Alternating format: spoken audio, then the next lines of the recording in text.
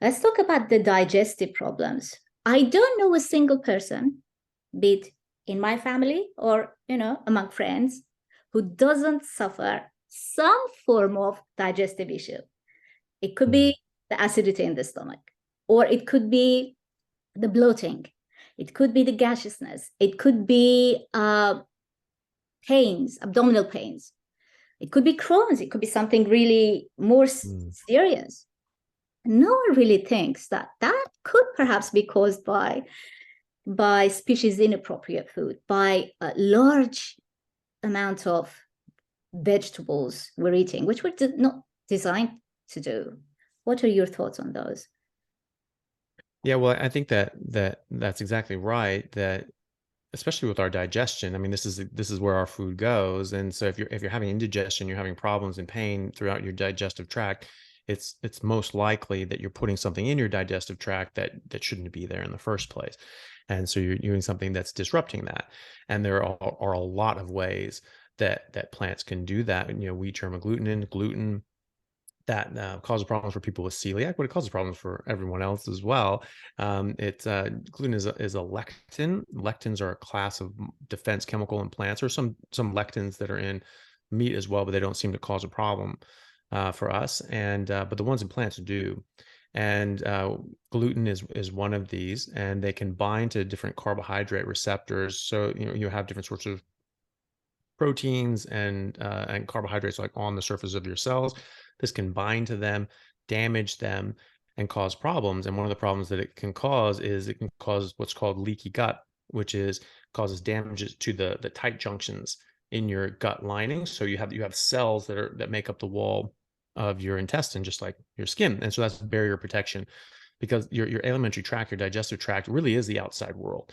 That's a separation between your body and the things that you're eating, or the things that you put in your body. So your body's still like, well, we got to be careful about this, about what comes in and what doesn't.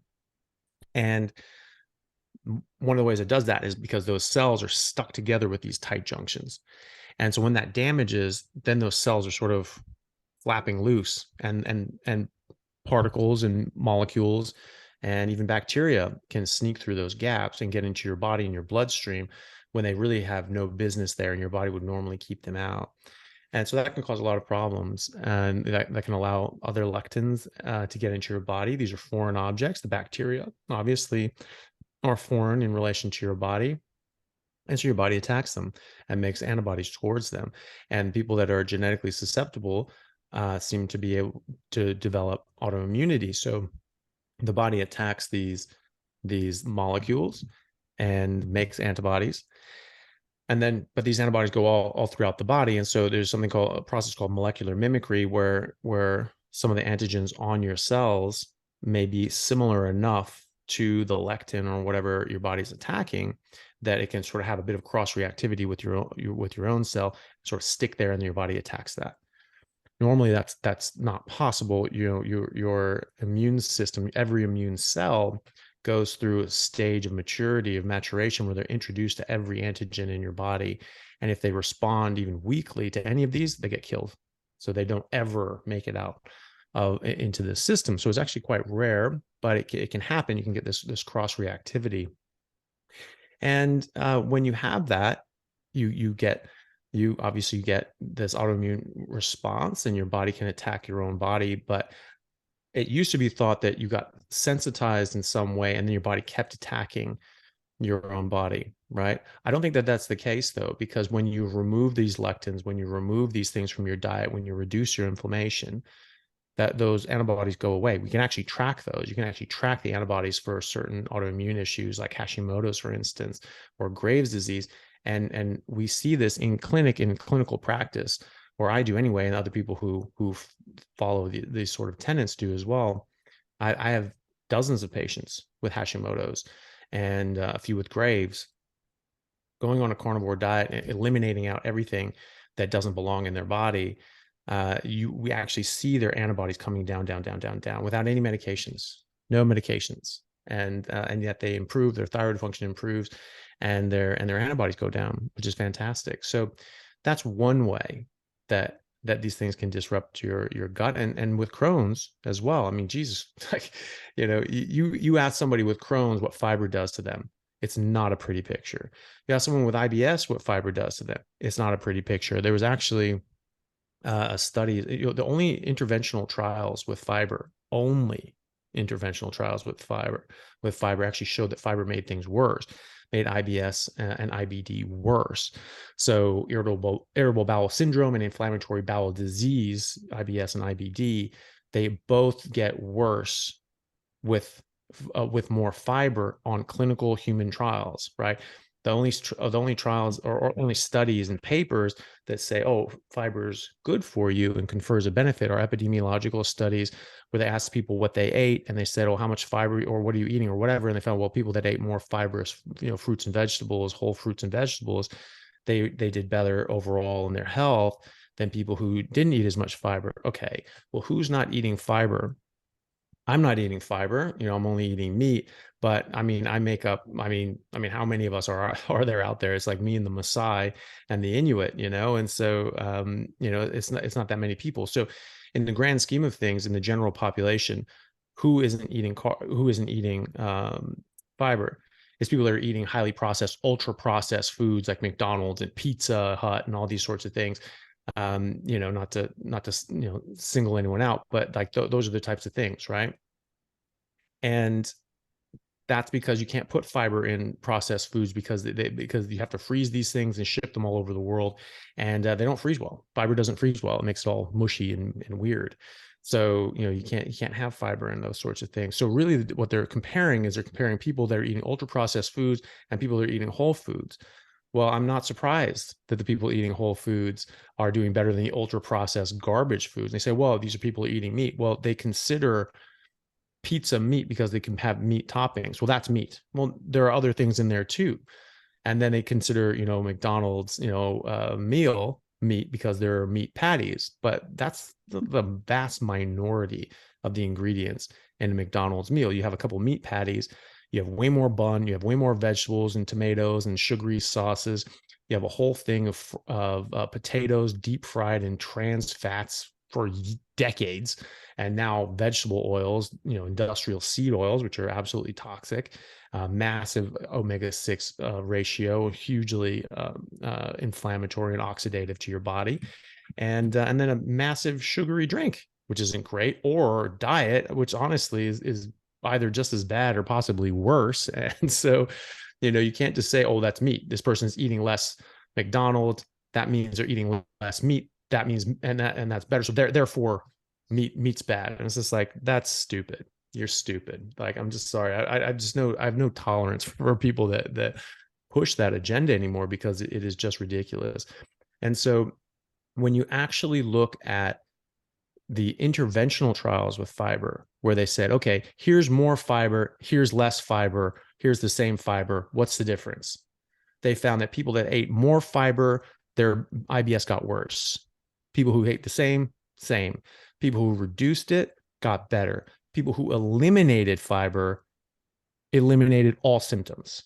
Small trial is about 70 patients, but it's the only one that exists, and it only showed that. And there was one, and that's for IBS. There was one for IBD, for Crohn's disease, that looked at, I think, again, around 70 patients. And the intervention was that they removed carbohydrates and fiber. So it was a ketogenic diet which removed fiber. And many of these people, and this was without medications. And so they were able to keep these people in remission from their Crohn's disease without medication for up to 51 months, right? So that's over 4 years without medications, just by eliminating out carbs and fiber.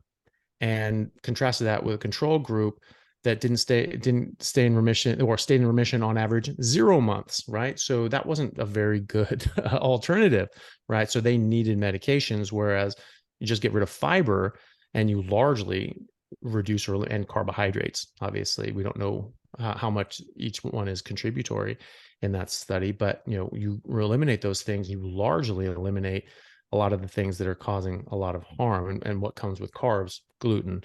And so, you're getting rid of the gluten, you're getting rid of things that can cause leaky gut, you're getting rid of the exposure to your body of these lectins and bacteria that your body can cross-react with and cause Crohn's and ulcerative colitis. And there are a number of other things, that plants can do.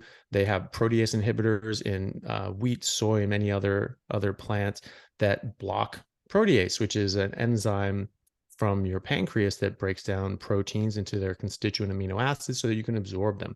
And so if you don't have enough protease, or that protease is inactivated, then you can't absorb that. Well, then that doesn't get absorbed. That goes into your colon, and now you have dysbiosis because you have a whole bunch of weird bacteria that are now eating that protein. And this is what people talk about. They putrefy, this putrefaction of this protein, and this is harmful. And these bacteria that are promoted aren't very good. Okay, well, right. But if you don't eat this with plants, if fiber gets in the way, you can't break down the proteins, because fiber makes physical tangles and barriers against protease getting in there in the first place, or lipase breaking down fat. And then the parts that are broken down, they can't get to the lumen of the gut because there's all this fiber and tangle and stuff in the way. It's not just liquid, right? And so that has to go into the colon. That has to be eliminated. And then you get these bacteria working on them. So they say, oh, look at all these bad things that happen with your gut bacteria if you eat meat. No, it's only if you eat meat with fiber and all these digestive disruptors, because otherwise you absorb nearly 100% of the meat that you eat, and certainly the protein and the fat. And so that's never making it to your colon in the first place. And so you're never going to breed those bacteria at all. And even if they were there, it doesn't matter because the protein's not there. And the other nutrients are actually getting absorbed, and the majority of the fat as well. So there are so many different ways this stuff can wreck your gut. And I mean, just the fiber itself can actually cause microabrasions in your gut lining and causes increased mucus secretion and inflammatory responses. Now, how is that a good idea? And it causes malabsorption as well, because like I said, it physically gets in the way of things breaking down and being absorbed. And this was said to be a good thing. Look, it just blocks it. It makes it so you don't absorb as much. You just lose weight, eat fiber and you'll lose weight. And it's just like, okay, yeah, it caused malnutrition. It worked in Auschwitz. Why wouldn't it work here? That's not a good meal plan. That's not a good diet plan, is self-induced starvation and malnutrition. That's not healthy for anyone to do. And as in the advent of that period where we told people to starve themselves and malnourish themselves and eat things that are harmful for them in order to trick their body into somehow not wanting to eat as much, this is where the rise in eating disorders and mental health issues also had a massive uptick as well. I don't think those two things are unrelated. So yeah, and there's a lot of other issues as well, just with like bioavailability of the nutrients in plants. That's another way that they protect themselves, is by just not being as nutritious for animals to eat them. So an animal has to have evolved ways of breaking down those bonds or getting around those defenses in order to be able to extract those nutrients. And we're not very good at it because we haven't really evolved to eat these plants. We haven't been, biologically designed to eat these plants. And so we can extract some of these nutrients sometimes, but I mean, just think of fiber. Fiber are strings of glucose. Well, we could use glucose, when we make it. We don't need it, but we could use it. We can't use fiber, right? It's indigestible. No vertebrate animal can break down fiber, none, right? And so it's actually the bacteria in the guts of the cows and the horses and the gorillas that eat the fiber. The gorilla eats the plant, but it doesn't absorb that directly. It's the bacteria that eat and break down and absorb the glucose from the fiber. And as a byproduct, as a waste product, they produce short chain fatty acids, which are 100% saturated, by the way. So the idea that saturated fat is bad is a bit comical when almost the entirety of the animal kingdom runs on saturated fat. Carnivores, because they eat animals with saturated fat, and they get a large part of their calorie source from saturated fat, but also herbivores because they break down fiber. The bacteria eat the fiber and they produce saturated fat. So a gorilla that just eats green leaves gets around 70% of his calories from saturated fat. Cows get around nearly 80%, right? And then the bacteria die off and they absorb those as protein. So cows and horses and donkeys and all these other animals, that eat plants, fibrous plants, they eat that plant, but what they absorb is fat and protein. And then carnivores eat animals and they get fat and protein. We need fat and protein too. That is what runs the animal kingdom. It's fat and protein, mostly fat. And we cannot really get that very well from plants.